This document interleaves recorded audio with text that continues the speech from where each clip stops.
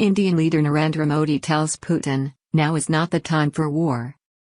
Indian Prime Minister Narendra Modi appears to have directly rebuffed Moscow's invasion of Ukraine, telling Russian President Vladimir Putin that now is not the time for war. In what was the latest in a series of setbacks for the Russian leader, Modi told him of the need to move on to a path of peace and reminded him of the importance of democracy, diplomacy and dialogue. The comments from Modi came during a face-to-face meeting on Friday, on the sidelines of a regional summit, and highlighted Russia's increasing isolation on the diplomatic stage. They came just a day after Putin conceded that China, too, had questions and concerns over the invasion. I know that today's era is not of war, and we have talked to you many times over the phone on the subject that democracy and diplomacy and dialogue are all these things that touch the world, Modi told Putin during the Shanghai Cooperation Organization summit in the city of Samarkand in Uzbekistan.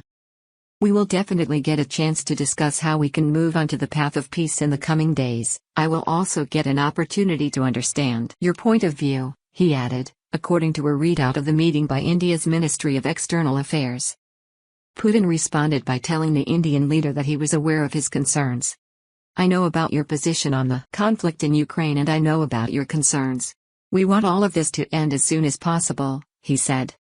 Modi's apparent criticism of Russia's invasion is only the latest setback for Putin, whose forces have suffered a series of major defeats on the battlefield in recent weeks. Ukraine claims to have recaptured some 8,000 square kilometers of territory.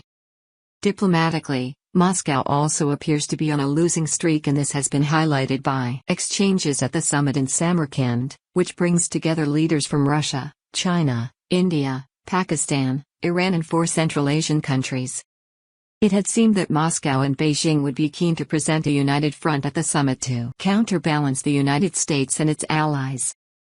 However, signs of divisions have emerged over Russia's invasion, which has unsettled the leaders of former Soviet territories in Central Asia who are worried that Russia could encroach on their land too. India and China are the biggest customers of Russian oil, and the suggestions over the past days that both have reservations over the war give Moscow much to think about. Earlier in the summit, after acknowledging China's concerns, Putin had said, "We highly value the balanced position of our Chinese friends when it comes to the Ukraine crisis." New Delhi, like Beijing, has strong ties with Moscow dating back to the Cold War and so far has largely steered clear of condemning outright the invasion by Russia, which remains India's biggest arms supplier. In a statement released after Friday's meeting, India's Ministry of External Affairs said discussions between the two leaders also pertain to global food security, energy security and availability of fertilizers in the context of the challenges emanating from the current geopolitical situation. They agree to remain in touch, the ministry added.